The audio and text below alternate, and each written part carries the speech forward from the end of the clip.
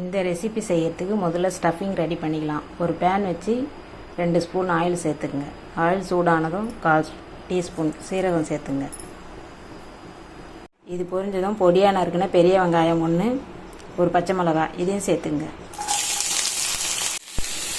நல்லா வதக்கி விடுங்க.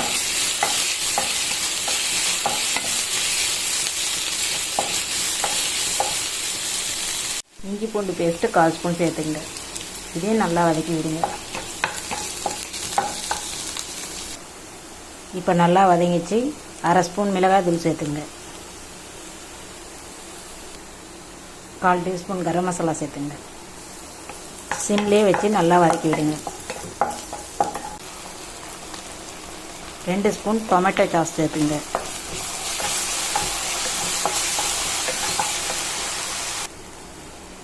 இதுக்கு தேவையான உப்பு சேர்த்துங்க.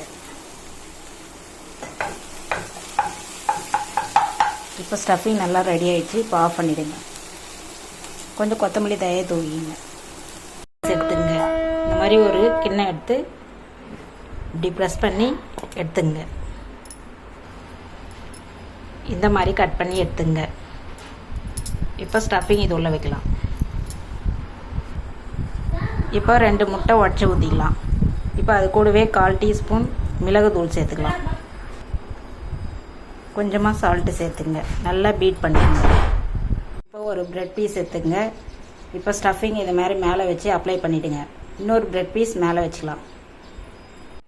இந்த மாதிரி நல்லா ப்ரெஸ் பண்ணிக்கோங்க. இப்போ அந்த முட்டை இதுவில் டிப் பண்ணி பேனில் போட்டுக்கலாம். இப்போ இந்த முட்டை கலவையில் நல்லா டிப் பண்ணுங்க.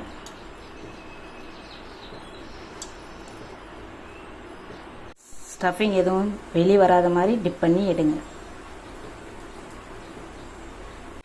இப்போ இந்த பேனில் எண்ணெய் சேர்த்து இது மாதிரி போட்டுக்குங்க. இப்போ திருப்பி போட்டுக்குங்க. கொஞ்சம் கூட அந்த ஸ்டஃபிங் வெளியே வராது.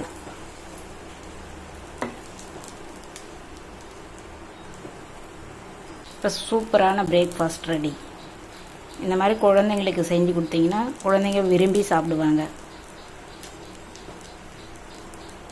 ரொம்ப சுவையான பிரேக்ஃபாஸ்ட் ரெடிங்க. ஒரு ப்ரெட்டாக சாப்பிடாம இந்த மாதிரி குழந்தைங்களுக்கு செஞ்சு கொடுத்தோம்னா அவங்க விரும்பி சாப்பிடுவாங்க. ரொம்ப சாஃப்டாகவும் இருக்குது. கொஞ்சம் குழந்தைங்களுக்கு பிடிச்ச மாதிரியே இருக்குது. நீங்களும் இதே மாதிரி ட்ரை பண்ணி பாருங்கள். ட்ரை பண்ணி பார்த்துட்டு எப்படி இருந்ததுன்னு உங்களோட ஃபீட்பேக்கை கமெண்ட்ஸில் சொல்லுங்கள். இந்த வீடியோ பிடிச்சிருந்தால் சப்ஸ்கிரைப் பண்ணுங்கள், லைக் பண்ணுங்கள், ஷேர் பண்ணுங்கள். Thank you for watching.